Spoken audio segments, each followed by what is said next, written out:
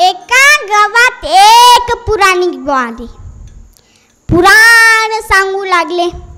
एक मावशी त्यांना म्हणाले, महाराज आमच्या घरी जेवायला या.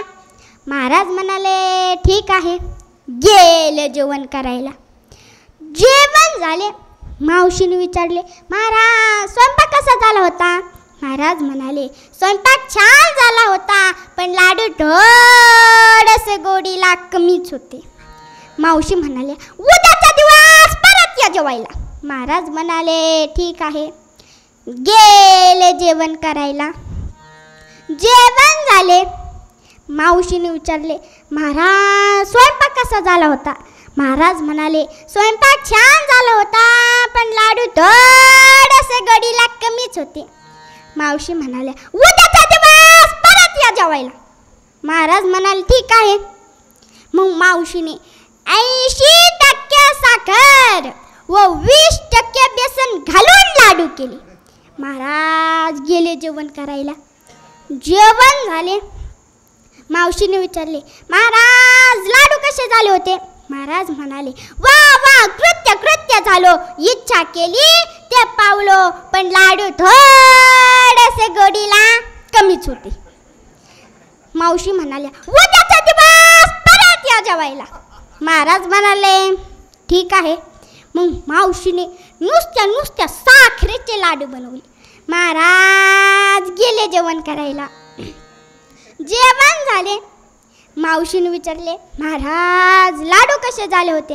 महाराज म्हणाले, नाही आनंदाशी जोडा. काय लाडू होते, काय लाडू होते, पण लाडू थोडेसे गोडीला कमीच होते.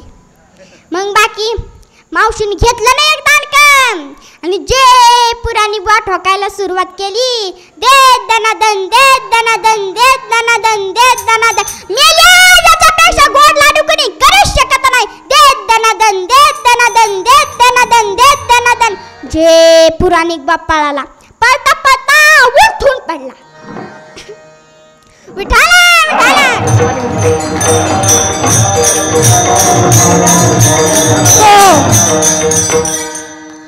100% साखरेचे लाडू ही अति उच्च कोटीची गोडी झाली. त्याप्रमाणे लोटांगण घालणे ही अति नम्रतेची अति उच्च पायरी आहे. घालिंग लोटांगण ही अति नम्रतेची अति उच्च पायरी आहे. दुसऱ्याचे हिसकावून खाणे याला विकृती म्हणतात. आपले स्वतःचे खाणे याला प्रकृती म्हणतात. व भुकेलांना आपल्या घासातला घास देणे याला आमच्या भारताची संस्कृतीच म्हणतात. पण आज आपण सुसंस्कार देण्यासाठी कमी पडतो. ज्या मुलाला 9 महिने पोटात वाढवले, ज्या मुलाला मृत्यूच्या दाराला धडक देऊन जन्म दिला, ज्या मुलाला स्वतःचे दूध पाजून मोठे केले, ज्या मुलाला सकाळी लवकर उठून डबा करून दिला, ज्या मुलाला शाळा शिकवली, ज्या मुलाला जमीन विकून नोकरी लावून दिली, ज्या मुलाला त्याच्या आवडत्या मुलीबरोबर लग्न लावून दिले, ज्या मुलाचे मूल सांभाळले आणि त्या मुलाने तुम्हाला वृद्ध आश्रमात पाठवले. किती आनंदाची गोष्ट आहे ना?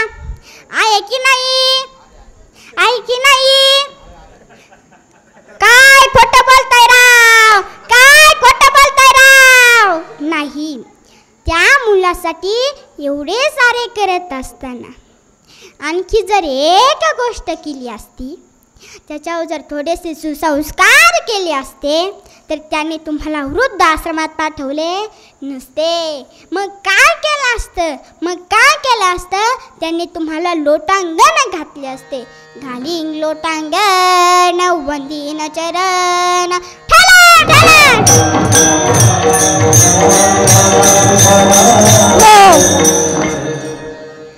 आज संपूर्ण जगामध्ये श्रावण बाळाचे नाव अत्यंत आदराने घेतले जाते. का? तर श्रावण बाळाने आई वडिलांची सेवा केली. आई वडिलांचे मन सुद्धा दुखवले नाही. म्हणून आज संपूर्ण जगामध्ये श्रावण बाळाचे नाव अत्यंत आदराने घेतले जाते. आज संपूर्ण जगामध्ये प्रभू रामचंद्रांना आदर्श मुलगा म्हणून मानले जाते. का तर प्रभू रामचंद्रांनी सावत्राईच्या शब्दासाठी 14 वर्षांचा वनवास स्वीकारला. 14 वर्षांचा, तेही सावत्राईच्या शब्दासाठी. आणि तेही सावत्राईच्या शब्दासाठी पंढरपुरामध्ये